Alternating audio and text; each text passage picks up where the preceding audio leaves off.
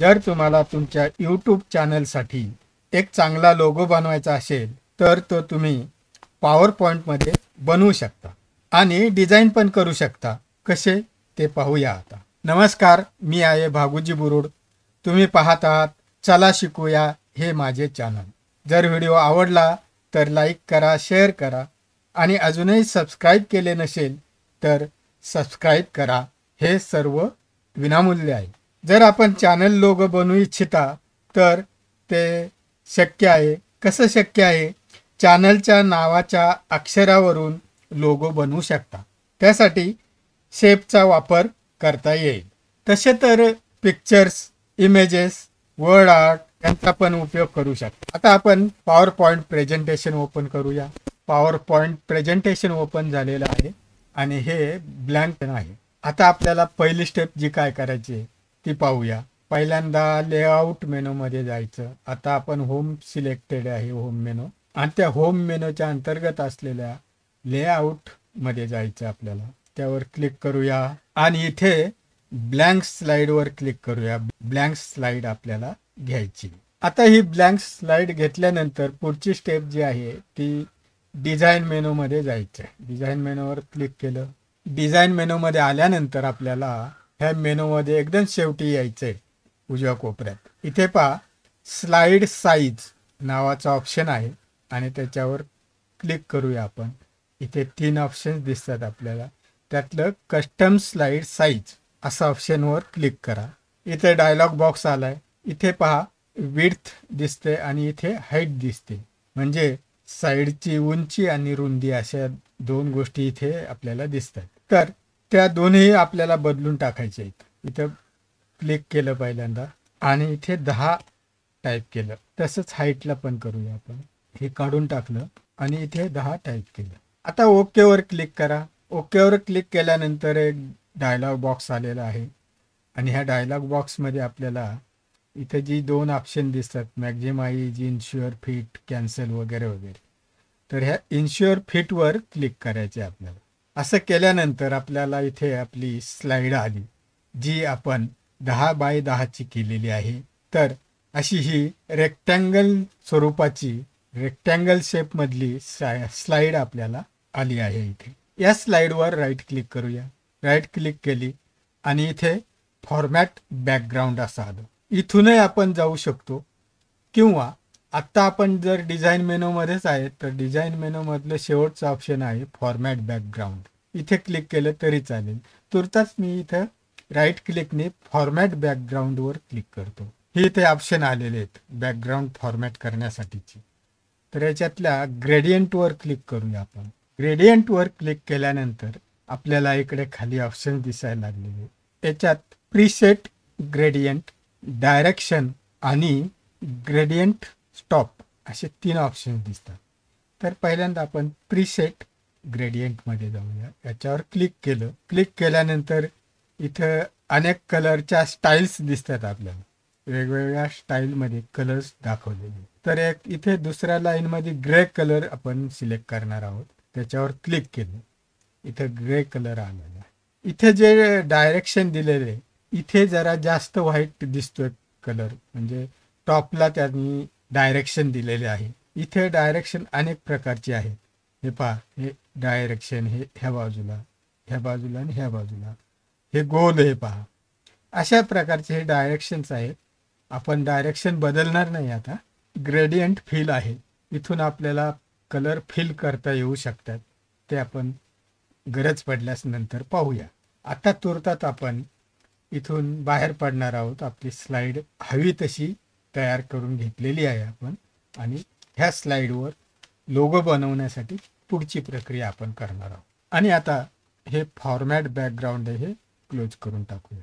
आता पुढची स्टेप सुरू झाली आपली. आपल्याला काय करायचं आहे तर नावाच्या अक्षरांवरून लोगो तयार करायचा आहे. तर त्या लोगो तयार करण्यासाठी आपण वर्ड आर्टमध्ये जाणार आहोत.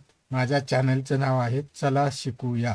या चला शिकूया यामधील चला यामधील 2 अक्षरं मी इथे घेणार आहे. त्यासाठी इन्सर्ट मेनूवर क्लिक करूया. इथे आपल्याला वर्ड आर्ट असं दिसते. इथे क्लिक केलं. ह्या वर्ड आर्टमध्ये मी इथे अनेक ऑप्शन्स आहेत, म्हणजे अनेक स्टाईल्स आहेत खरं तर. त्या स्टाईल्समधून आपल्याला आवडेल अशी एक स्टाईल निवडा. मी ही स्टाईल सिलेक्ट केलेली आहे. आणि आता इथे मी 2 अक्षरं टाईप करणार आहे.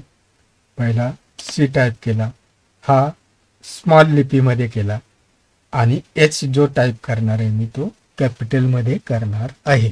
तर असं हे 2 अक्षरं मी घेतली. आणि हे अजून आता सिलेक्टेडच आहे, पण तरी आपल्याला हे टेक्स्ट सिलेक्ट करायचे. टेक्स्ट सिलेक्ट केलं आणि आता आपण होम मेनूमध्ये जायचे. इथे गेल्यानंतर आपल्याला पहिलं तर फॉन्ट साईज वाढवायची. हा मोठा हे जो दिसतोय त्याच्यावर क्लिक करूया. ही 2 अक्षरं मोठी झालेली आहेत आणि आपण जरा वरती घेऊया. त्यानंतर आपल्याला आपल्या आवडीचा फॉन्ट निवडायचा आहे. तो निवडत असताना आपण आता इथे जसं ह्या स्टाईलवर फॉन्टच्या येतोय आपण त्या प्रमाणात इथे आपल्याला हे चेंज होताना दिसतात. पहा चेंज होताना दिसतात. मी ही स्टाईल घेऊन टाकतो. ही स्टाईल घेतल्यानंतर आता एक शेप घ्यायचा आहे आपल्याला. तर तो शेप घेण्यासाठी आपल्याला एकतर आता इथे आहेच, होम मेनूमध्ये पण आहे, तर इथे क्लिक करू शकतो किंवा आपल्याला इन्सर्ट मेनूमध्ये जावं लागेल शेप घेण्यासाठी. आता इथे आहे होम मेनूमध्ये, म्हणून मी इथेच क्लिक करणार आहे. क्लिक केलं. आपल्याला एक राऊंडेड शेप घ्यायचा आहे. तर इथे बेसिक शेप्स म्हणून जो ग्रुप आहे त्या ग्रुपमध्ये आपण आलेलो आहोत. आणि इथे हा सर्कल हॅलो असा जो शेप आहे त्याच्यावर क्लिक केलं आणि तो शेप घेतला आपण. आता हा शेप इथे आणण्यासाठी शिफ्ट दाबून ठेवा आणि मग तो शेपचा हे अशा प्रकारे हा शेप आलेला आहे आपला. अक्षरं येतात, मावत नाहीत. मला वाटतं आपल्याला अक्षरांवर जरा काम करावं लागेल. परत होम मेनूमध्ये जाऊया. इथे याची साईज अजून थोडी कमी करूया. अक्षर 96 ठेवू. ओके, ठीक आहे. आता हे आपण ह्या अक्षरांवर आपला शेप आणलेला आहे. आता काय करायचं आहे आपल्याला, तर हा इथे जो येलो डॉट दिसतोय त्या येलो डॉटला आपल्याला बाहेर खेचायचं आहे. त्यासाठी काय करणार, माऊसवरची लेफ्ट क्लिक प्रेस करून ठेवा आणि बाहेर खेचा. अशा प्रकारे हे बाहेर आलेलं आहे आणि आपली आता अक्षरही दिसायला लागलेली. आता आपण हे कंट्रोल एने सगळं सिलेक्ट करणार आहोत, म्हणजे शेप आणि ही अक्षर. कंट्रोल एने सगळं सिलेक्ट करायला. कंट्रोल ए. आता सिलेक्ट झालंय सगळं. आता आपण कंट्रोल एने सिलेक्शन केल्यानंतर दोन्ही सिलेक्ट होणार आहेत. एक तर शेप सिलेक्ट होणार आहे आणि दुसरं म्हणजे टेक्स्ट सिलेक्ट होणार. आता आपण शेप फॉर्मॅटवर क्लिक करूया. शेप फॉर्मॅट सिलेक्ट झाला आणि त्याच्यामध्ये असलेलं हे इथे दिसते हे मर्ज शेप याच्यावर क्लिक करूया आणि यामधलं आपल्याला एक ऑप्शन घ्यायचे फ्रॅगमेंट. ह्या फ्रॅगमेंटवर क्लिक केले आपण. असं केल्याने आता हे सगळे सिलेक्ट झालेले आहेत आपले. आणि आता आपण बाहेर क्लिक करूया. बाहेर क्लिक केल्यानंतर असा आपला हा शेप आणि टेक्स्ट दिसायला लागले. आता इनर सर्कल आहे, इथं ब्लँक स्पेसवर आपण क्लिक करूया. असं केल्यानंतर आता आपल्याला इनर सर्कलचा जो कलर आहे, बॅकग्राऊंड जे आहे ते डिलीट करायचं. तर डिलीट बटन प्रेस करायचं. डिलीट बटन प्रेस करा. अशा प्रकारे ते बॅकग्राऊंड क्लिअर झालं. पहा आता आपल्याला काय करायचं, जे हे टेक्स्ट आहे, जी 2 अक्षर आहेत त्यांना आपल्याला कलर द्यायचा आहे. तर पहिल्यांदा आपल्याला सिलेक्ट करावं लागेल. पहिल्यांदा आपण एच सिलेक्ट करूया. एच सिलेक्ट केल्यानंतर आपल्याला शेप फॉर्मॅट दिसायला लागलं. याच्यामध्ये आता शेप फिलमध्ये जाऊया. शेप फिलमध्ये गेलो आणि आता एक कलर देऊन टाकूया आपण. कलर दिला. पुन्हा सी हा सिलेक्ट केला. सी सिलेक्ट केल्यानंतर याला पण कलर देऊन टाकूया. याला आपण डार्क ब्ल्यू दिला. असे दोन्ही झाल्यानंतर आपल्याला अजून एक शेप घ्यायचा आहे. त्यासाठी इथे गेलो. इथे गेल्यानंतर पुन्हा बेसिक शेपमध्ये येऊ आपण आणि इथे डायगनल स्ट्रिप असा शेप आहे त्याच्यावर क्लिक केलं. हा क्लिक केलं आणि हा शेप इथे घेतला. हा इथे घेतल्यानंतर खूप मोठा आहे, तुर्तात आपण त्याला थोडं बाजूला ठेवूया. आता एच वर क्लिक करूया. एच हे इथे याला असं लावून घेतलं आपण आणि आता परत ह्या स्ट्रिपवर क्लिक केलं. आता ही स्ट्रिप जरा छोटी करायची आपल्याला. ही छोटी केली स्ट्रीप आणि हा जो हँडल आहे ह्या स्ट्रीपचा त्याने आपल्याला ती फिरवून घ्यायची, अजून थोडी मोठी करावी लागेल. तर अशा प्रकारे आपण ही स्ट्रीप इथे ठेवून घेतलेली, परंतु ही स्ट्रीप ह्या सी लाही थोडी वरती आलेली आहे आणि ह्या एच ला पण वरती आलेली आहे. म्हणून ह्या स्ट्रीपवर क्लिक करूया आणि शेप फॉर्मॅटमध्ये जाऊन सेंड बॅकवर्ड वर क्लिक करा आणि सेंड टू बॅक हे क्लिक करा. अशा प्रकारे हे मागे गेली, बॅकला गेली आणि आपला हा लोगो इथे अक्षरांचा तयार झालेला आहे. इथे तुम्ही अजून आउटर हे जे आहे राऊंड सर्कल, ह्या आउटर सर्कलला कलर द्यायचा आहे आपल्याला, तर तो पण कलर देऊ शकता. पण तत्पूर्वी परत एकदा आपण कंट्रोल एनी सगळं सिलेक्ट करूया.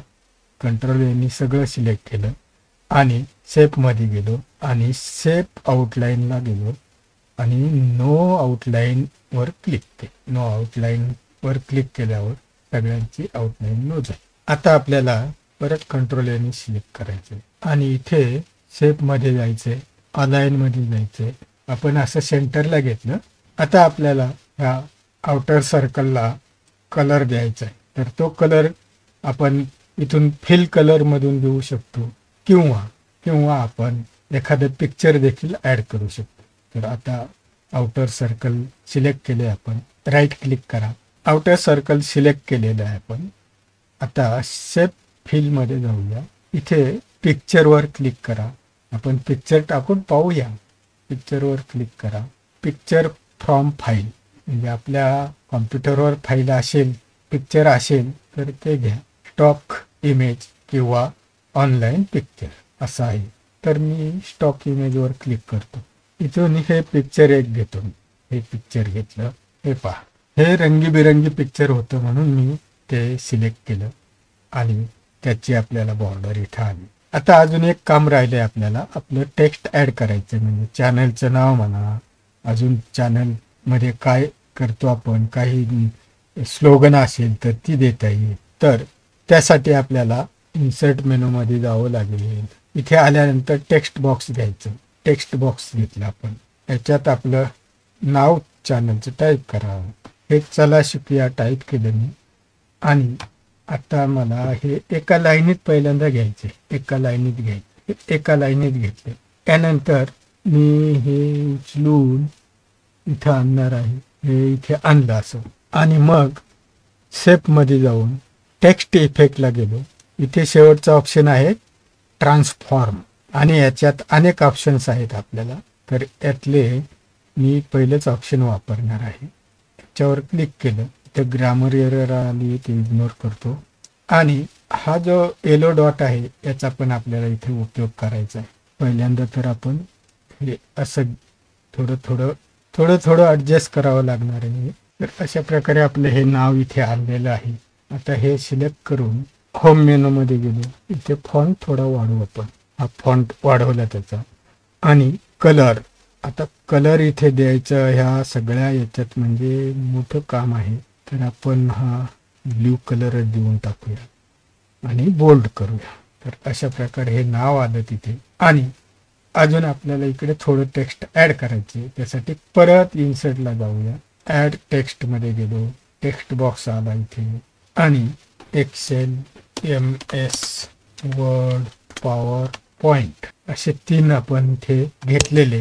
हे आपल्याला इथे असं टाकायचं आहे पहा. तर त्यासाठी परत शेप फॉर्मॅटमध्ये जाऊया. त्याच्यानंतर टेक्स्ट इफेक्ट, ट्रान्सफॉर्म. आता आपल्याला दुसरं ऑप्शन सिलेक्ट करायचे. हे आता थोडं कर्व झालं आपलं. हे सिलेक्ट केलं आणि आता होम मेनूमध्ये जाऊया. फॉन्ट थोडा वाढवूया. त्यानंतर याला कलर देऊया. कलर कुठला द्यायचा? चला हा कलर देऊया. बोल्ड करूया. बोल्ड केलं. थोडक्यात आपण लोगो बनवला आहे. लोगोला राऊंडमध्ये आपलं नाव पण दिलेलं आहे. ते कसं द्यायचं हे पहिल्यांदा माहीत असलं पाहिजे.